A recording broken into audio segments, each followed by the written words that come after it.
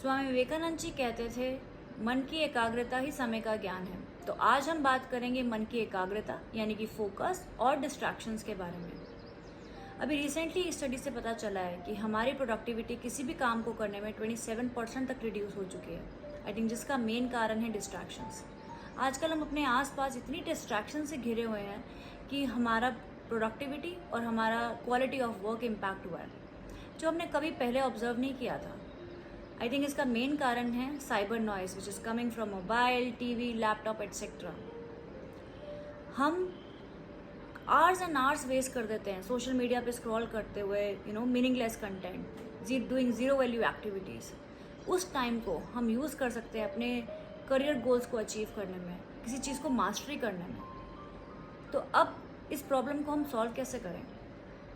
I think first thing जो हमें करनी चाहिए to get rid of distraction is to simplify things, by creating a list of focus items, what we want to focus on, what we want to do it in our life, be it exercising, reading, spending more time or quality time with family, doing project work on time, etc. और second list हमें बनानी चाहिए which is a blocker list और अ noise list. जो चीज़ें हमें distract करती हैं, like spending too much time on mobile, eating junk food, attending anyone anytime, partying a lot, etc.